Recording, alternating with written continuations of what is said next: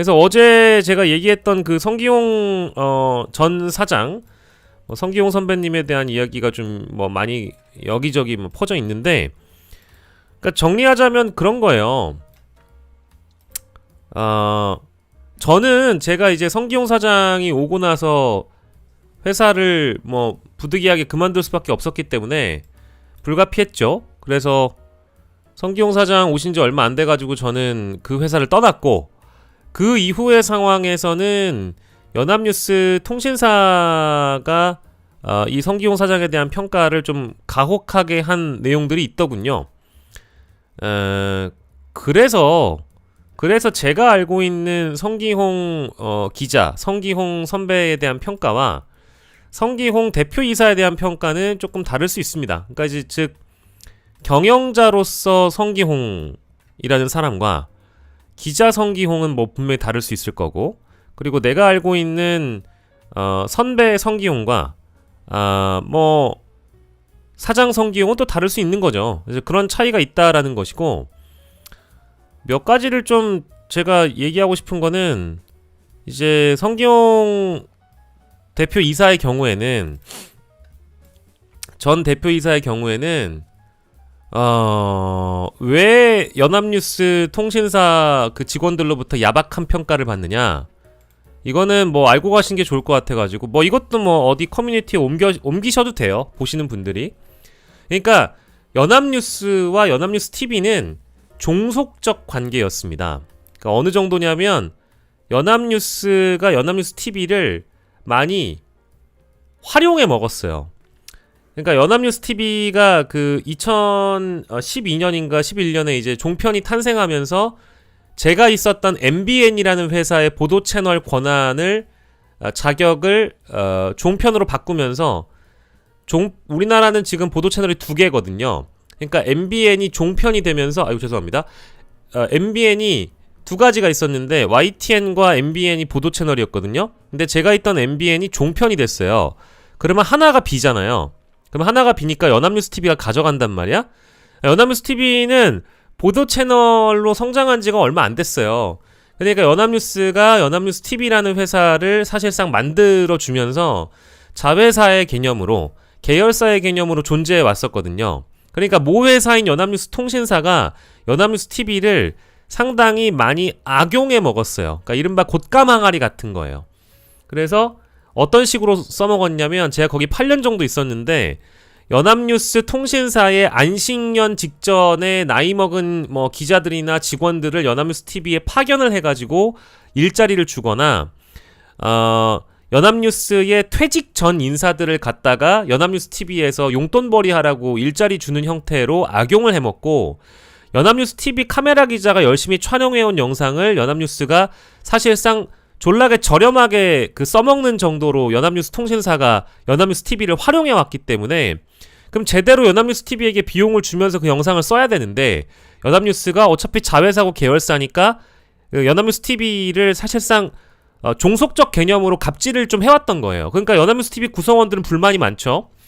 근데 제가 일했을 때는 이제 성기용 그 보도국장 시절이 있었는데, 그러니까 성기용 기자도 통신사였다가 파견을 TV로 오면 이제 연합뉴스 TV 문법에 대해 배우잖아요. 그리고 나서 이제 원대복귀를 하는데, 이 연합뉴스 TV 구성원들의 그 계열사 분리, 그러니까 즉 연합뉴스와 연합뉴스 TV를 완벽하게 분리하는 것. 그러니까 예전에는 연합뉴스 사장이 연합뉴스 TV의 사장일 정도였어요. 그러니까 겸직을 했다고. 그러니까 아예 사장을 분리하고 임원도 분리하자라는 방식이거든요. 예, 분리하는 거예요. 분리. 연합뉴스 사장이 연합뉴스 TV 사장을 같이 하면서 겸임하던 방식을 아예 잘라내고, 그리고 연합뉴스가 연합뉴스 TV에게 이른바 갑질할 수 있는 그런 구조를 잘라내야겠다라는 거를 연합뉴스 TV 보도국장을 했던 성기홍이 연합뉴스 통신사에 가면서 그걸 실현을 시켜준 거예요. 그러면 이게 어떤 반발이 있느냐, 연합뉴스 입장에서는 자기들의 꽃가망아리를 그냥 잘라내버린 거예요. 근데 연합뉴스 TV 입장에서는 이제 자기들이 독립적인 회사로 존립할 수 있으니까 사실 자립을 한 거죠. 그게 제가 회사를 나올 시기니까 2022년 이후예요. 그러면 연합뉴스 통신사 직원들에게 이 대목을 물어보면 아니 우리가 연합뉴스 TV 편하게 써먹을 수 있었는데 왜 이걸 잘라내? 라는 그런 생각이 될 거고, 그리고 두 번째는 아마 경영에 대한 어떤 뭐 불만이 있을 수 있죠. 근데 그 경영에 대한 불만 중에 가장 큰 거는 윤석열 정부 때 대표이사를 했기 때문에 윤석열에게 더 머리를 조아리고 더 굴종적이고 더 예를 들면 소위 과거 보수 정권을 더 가열차게 소위 빨아주는 이런 역할을 통신사가 해서 원래 연합뉴스가 나라로부터 받는 보조금이 1년에 뭐 400억, 500억인데 그게 윤석열 때 대폭 깎아버려요. 기억하시겠지만. 그러니까 윤석열이 그 보조금을 다 깎아버립니다. 그러니까 왜 성기용 너는 이명박 박근혜 때처럼 연합뉴스 사장이 완전히 보수 정부에 납작 엎드리고 기울여져서 경영을 했다라고 하면 우리가 그 정부 보조금을 그대로 받을 수 있지 않았겠느냐.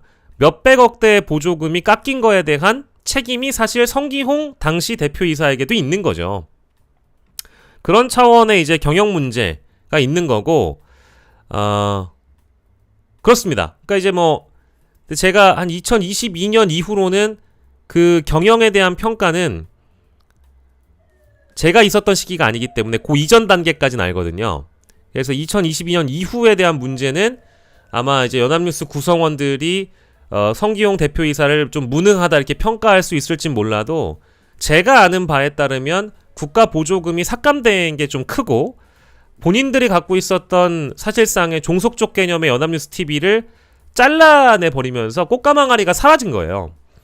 그러니까 이제 그 성기용 대표이사에 대한 평가는 다를 수 있겠죠. 그리고 이 양반이 완전히 로얄 루트를 밟아봤던 사람이기 때문에 내부에 적이 많아요. 그러니까 잘라도 겁나 잘랐어요. 그리고 기자로서의 역량은 이 사람을 싫어하든 좋아하든 정평이 나 있는 사람이에요. 그러니까 제가 들어가서 나올 때까지 한 8년 정도의 기간은 성기홍 기자가 기자로서 성장할 수 있는 사실상의 정점을 다 봤기 때문에 가장 능력이 있는 기자 중에 한 명이고, 그 사람을 심지어 싫어하는 사람들조차도 성기홍 기자가 일을 잘하고 유능한 건 사실 아니냐. 기자로서. 경영자인 건 뭐 제가 그 이후 상황이니까 제대로 잘 모르지만 그게 하나가 있고, 두 번째로는 원래 노무현 정부 때 청와대 출입했던 분이기도 하고 뭐 이제 또 보수정부 이후에도 정치부장도 하시고 하셨기 때문에 여야 모두 정치인들의 평이 좋아요. 그래서 두루두루 좀 통합적인 인사를 이번에 임명했다라고 보시는 게 맞을 것 같습니다. 요 정도가 제가 이제 AS를 할 수 있는 거고요. 2022년 이후에 연합뉴스 대표이사가 뭐 역량이 안 됐고 한 부분은 뭐 연합뉴스 구성원들의 평가이기 때문에 제가 그걸 뭐라고 할 필요는 없는 것이고, 다만 이번에 대통령은 비서를 뽑은 거예요.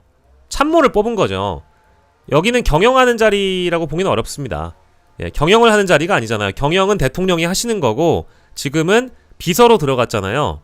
그러니까 회사의 구성원이거나 어떤 부서의 장을 맡거나 그리고 그 자신의 어떤 그 기본적인 역량을 발휘할 수 있는 전문가로서의 역량은 뭐 출중한 사람이다. 이 정도까지 제가 평가할 수 있는 거니까 뭐 이제 여러 커뮤니티나 막 이런 데에서 제 얘기를 너무 많이 퍼가셔가지고 제가 좀 머쓱해졌어요. 왜냐면 제 개인 방송을 이렇게까지 퍼가는 경우가 많이 없는데 막 어제 안 그래도 연합뉴스 쪽에서 연락을 많이 받아가지고 내가 당황스럽다. 이게 다 여러분들 덕입니다. 제가 유명해졌나봐요. 제가 평가한 내용이 막 인터넷에 떠돌아다니고 연합뉴스랑 연합뉴스 TV 쪽에 막 연락 오는 거 보면 내가 좀 당황스러워가지고 아무튼 그렇습니다. 그래서 제가 할 수 있는 AS는 여기까지입니다. 여기까지고 성기홍 신임 국민소통 수석에 대한 저의 평가는 그런 거고, 뭐 세간의 평가나 언론이 보도한 내용과는 좀 분리해서 봐주시면 좋겠다라는 생각이 들어서 이 정도까지만 말씀드리겠습니다. 그리고 원래 이제 이분의 경우에는 후배들 만나가지고 정치 얘기를 거의 안 하시는 분이에요. 내가 정치를 할까 말까 이런 얘기도 안 하시는 분이라서 실제로 그래도 가깝게 지내는 후배들이 이분이 청와대 수석 들어간 거를 굉장히 놀랐어요.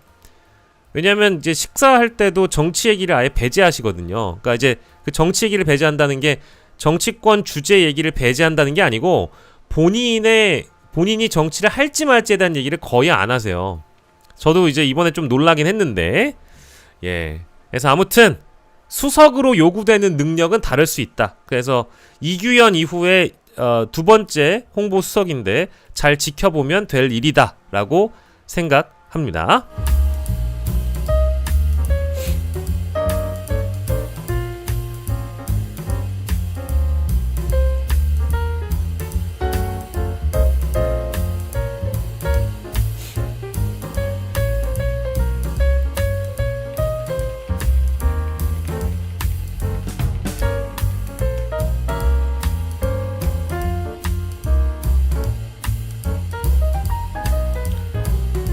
자, 그리고 한찬식 수석에 대한 이야기가 너무 많이 돌아다니는데요. 저는 기본적으로 그런 생각을 해요. 아이고, 잠시만요. 대화창에 귀여우신 분들이 또 오셨나요?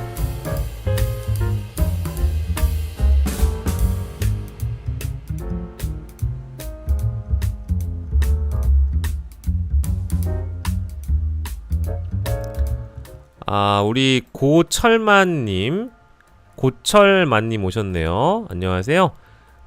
아침부터 이렇게 찾아와 주셔서 감사한데, 우리 고철만님이 다른 분들을 좀 많이 불편해하게 만드시는 것 같아가지고, 예, 어쩔 수 없는 것 같아요. 우리 고철만님께서는 지금 이럴 시간에, 가족도 돌보시고, 친구에게 연락도 하시고, 아니면 뭐 신문도 보시고, 책도 읽으시고, 했으면 좋겠어요. 지금 뭐 말씀하시는 내용이 상당히 좀 예, 무시무시한 얘기만 하시는데, 그리고 고철만님께서는 진짜 고철만 있나봐요. 예, 우리가 보통 이제 생각을 하면 내가 지금 뭘 하고 있지?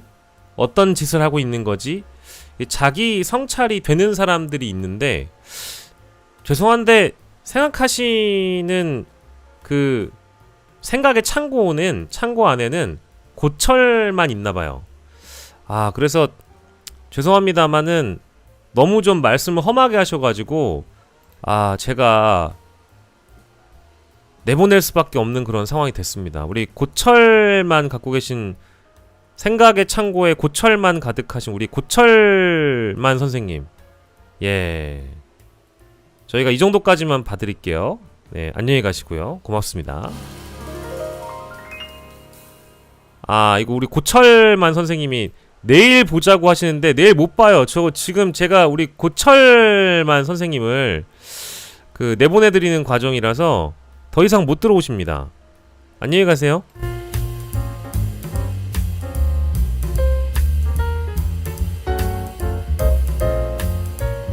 네, 우리 고철만 선생님께서는 뭐 다른 방송에 가셔가지고 마음에 드는 방송을 들으셨으면 좋겠고, 그 사이에 좀 생산적인 걸 하시는 게 좋을 것 같아요. 예, 남을 헐뜯고 반말 찍찍 갈기고 상호 싸움 붙이고 하는 게 좋아 보이지는 않습니다. 예, 그래서 내일 보자 하셨는데 내일 못 볼 것 같고요. 뭐 댓글은 못 답니다. 이제 평생 제 채널에서는. 안녕히 가시고, 아마 뭐 또 닉네임 바꿔서 들어오시면 티가 날 것 같아요. 딱 지금 댓글 남겨주시는 거 보니까. 예, 감사드리고요. 자, 한창식 민정수석과 관련된 이야기가 너무 많아가지고 뭐 일단 관련 내용을 가지고는 왔어요. 예, 근데 가지고는 왔는데 이게 뭐 이렇게까지 할 건가? 라는 생각이 전 좀 기본적으로 듭니다. 새 민정수석과 관련된 얘기예요. 예, 봉욱이 내려오고 한찬식 이분은 변호사죠. 제 김앤장 출신인데, 저도 뭐 사실은 김앤장 출신이라는 게 썩 좋지는 않은 것 같아요. 예, 좋아 보이진 않아요. 예, 한찬식 기사가 많아요. 사실은 어제는 국민소통수석보다는 민정수석에 대한 이야기만 주로 많이 나왔기 때문에, 예. 그래서 다른 분들에 대한 그 발탁 배경이나 이런 건 좀 많이 가리워져 있는 것 같아요. 한찬식과 관련된 내용이 굉장히 많습니다. 근데 저는요, 기본적으로 그렇게 생각을 해요. 대통령의 인사권은 기본적으로 존중이 돼야 된다는 생각입니다. 여러분들도 그렇게 생각하시죠?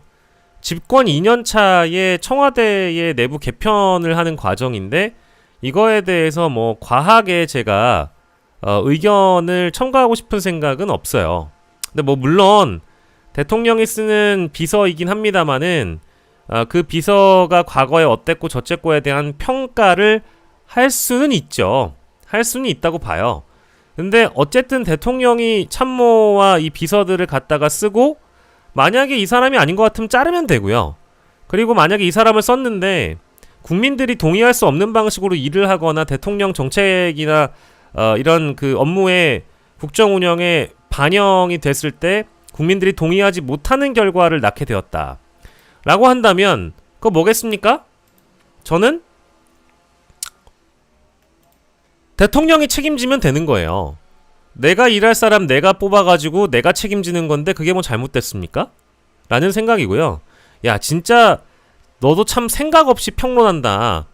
우리가 대통령한테 권한을 대리한 거지 아무나 갖다 쓰라고 한 거 아니야. 뭐 이제 이렇게 말씀하신 분들도 계신데 저는 심지어 그 뜻마저도 존중합니다. 그러니까 저는 여권 지지층 일부에서 배신이자 뭐 도발이다, 동의하지 못한다 하시는 거 할 수 있다고 봐요. 근데 이제 이런 분들이 어디까지 가느냐? 이재명에 대한 지지를 철회해야 한다. 이재명도 누구와 똑같은 길을 걷게 될 것이다. 이재명 죽어라. 뭐 이런 식으로 각종 커뮤니티에 이미 그림하고 올라와요. 한찬식 발탁에 대해서 이 시각 졸라 흥분, 몹시 흥분하면서 지금은 몇 시? 몹시 흥분. 죄송합니다. 몹시 흥분을 하면서 나라 망하는 수준이거든요. 근데 다 시끄러우니까 닥치고 다 시끄러우니까 닥치고 대통령이 책임을 지는 겁니다. 아니 어떤 거는 대통령이 책임지고 하겠다라고 하면 못하게 하고 어떤 거는 대통령이 책임지겠다고 하면 하라고 하고 뭐가 이렇게 일관성이 없어요. 무슨 대통령이 무슨 집권 4년차 5년차 지지도 20%도 아닌데 에? 지금까지 지지도 다 깎아먹은 놈들이 했던 짓거리를 생각을 해야지. 아닙니까? 대통령 임기 초반에 좀 하겠다라고 하는 거를 하게 해줘야지. 문재인 전 대통령 때처럼 우리 인이 하고 싶은 거 다 했으면 뭐 우리 이재명 대통령 하고 싶은 거 하세요라고 믿어줄 수도 있는 게 필요하지.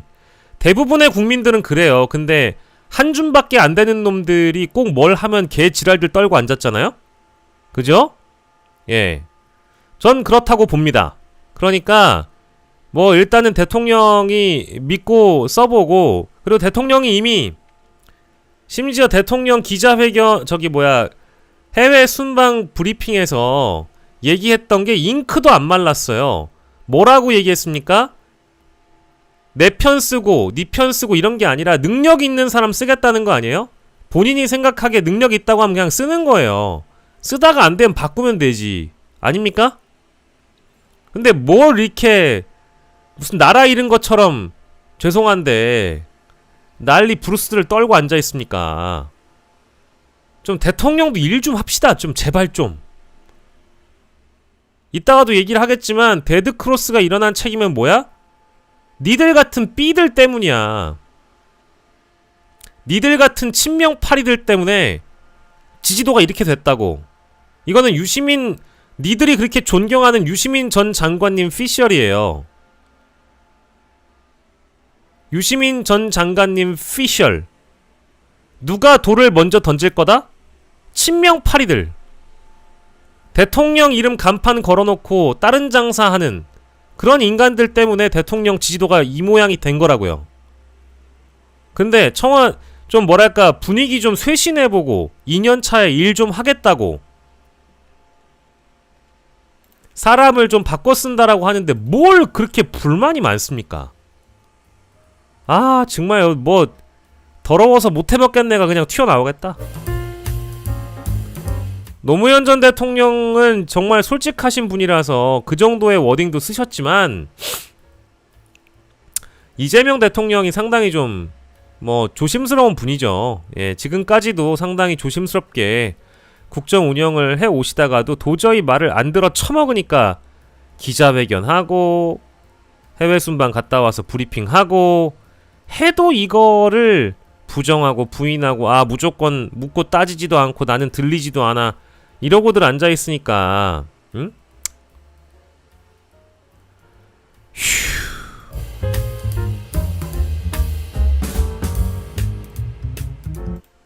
자 그래서 뭐 논란이 없지는 않지만 뭐 짚어보자면 한찬식 한찬식 일단은 뭐 이제 오는 10월에 검찰청 폐지가 예정이 되어 있으니까 검찰 조직을 어쨌든 속속들이 꿰뚫는 사람이 필요하겠죠. 그리고 대통령이 뭐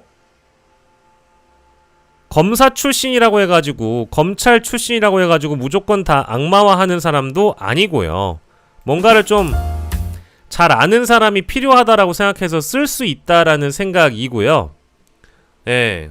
검찰개혁을 마무리하는 단계에서 어떤 때는 날카로운 칼이 필요하고 어떤 때는 전체적인 조망을 잘 할 수 있는 뭐라고 해야 될까 망원경 뭐 내지는 뭐라고 해야 되지 이렇게 돋보기 같은 사람이 필요한 거죠. 여기저기 혹시나 이 디테일하게 검찰개혁의 문제점은 없는지에 대해서 들여다볼 수 있는 현미경 뭐 이런 돋보기 같은 사람이 필요하고 어떨 땐 또 베어내야 되니까 날카로운 칼도 필요하고 또 어떤 때는 또 조직을 달래야 되니까 검찰 출신 인사가 또 오히려 강점일 수도 있겠죠. 이건 뭐 봉욱이나 이럴 때 했던 얘기고 검찰을 해체하는데 가장 적합한 인물은 검찰을 가장 잘 아는 사람이다라는 게 대통령의 기조라고 저는 생각을 하고 그리고 결정적인 정치적인 신뢰 근거가 있다라고 한다면 2019년에 이 한찬식이 그 뭐 동부지검장이었나요? 그때 아무튼 지검장 재직 당시에 사법연수원 후배였던 그 윤석열이가 검찰총장이 되잖아요. 그때 사의를 표명했어요. 스스로 검찰을 떠났습니다. 이 양반은. 그래서 윤석열 라인과 선을 그은 사람이었다라고 봐야 되고 청와대가 어제 이야기를 하길 법 집행의 엄정성과 인권 감수성을 균형 있게 축적해온 법조인이다.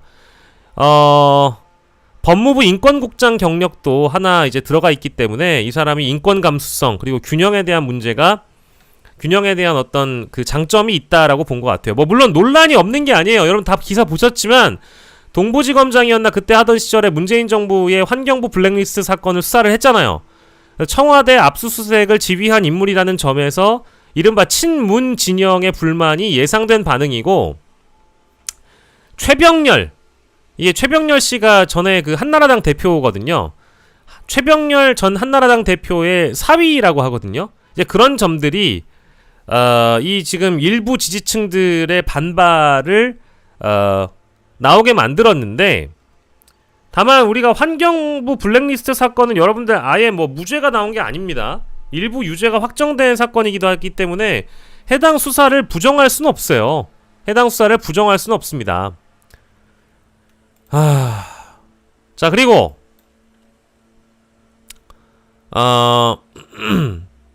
자 그리고 이거는 이제 그 기자들의 평을 좀 모아가지고 제가 소개해 드리는 건데